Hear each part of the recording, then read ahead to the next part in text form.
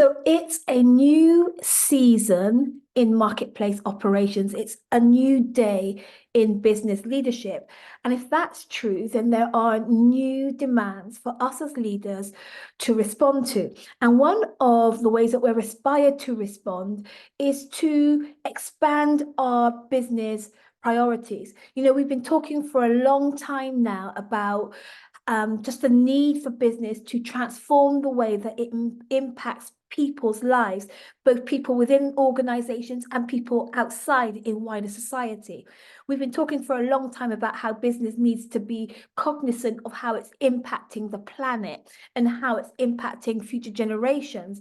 And quite rightly so. It's true, isn't it, that business, just like any other citizen, has a responsibility to make sure that its impact is not just good, but that it is not harmful. Not just good and not harmful, but that business also has this obligation to make sure that it's making things better, not just shareholder satisfaction and shareholder return on profits, but genuinely be making things better. And this demand to do good and not do harm and to make things better is a really complex demand. And I think, the truth be told, we don't really know how to do this yet. It seems like we want to. There is plenty a mission statement that says as much. But if we're honest, isn't it true that we're having real trouble making business as committed to positive impact on people and the planet and future generations as it is on making money and sustaining current power structures? There's a gap between the impact that we say we want to have and the impact that we say business should have and the impact that business is actually having. And that gap is complicated. That gap is complex. It's sensitive. It's spiritual. It's human. It's man-made. And we really need the rise of powerful, influential leaders who can navigate the complexity of that gap and begin to close it. Leaders who will help business to genuinely expand in priorities and find new ways to reach these new priorities that we need to set.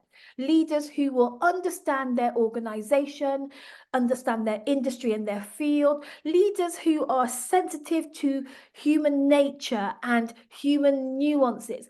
Leaders who already have access to high-level conversations where culture is being shaped and priorities are being set and important decisions that affect real people's lives are being made.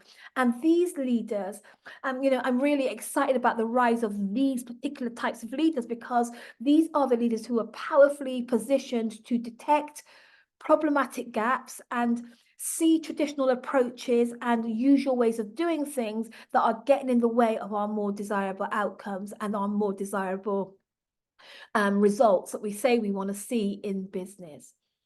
So these leaders, they can detect these gaps and these nuances, and they can speak about them, and they can influence new thought around them, and they can change behavior around them. And I believe that these new type of leaders already exist. And, since you're watching this, and since you're still watching this all these minutes later after you pressed play, and since you're following my work, actually, and since you're resonating with what I'm saying, no, maybe this new kind of leader is you.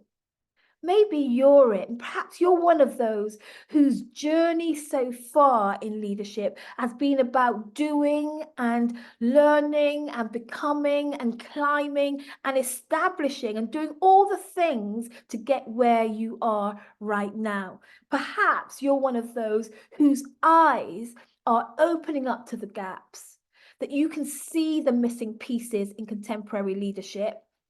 Maybe that's you. Maybe that you're one of those that are waking up to this deep inward call that lets you know that it's time for you to be more and do more and say more and make more happen as a woman and a leader and a change maker.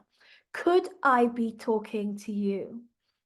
Do you hear the call to make 2024 the year that you really step up into this new kind of powerful leadership?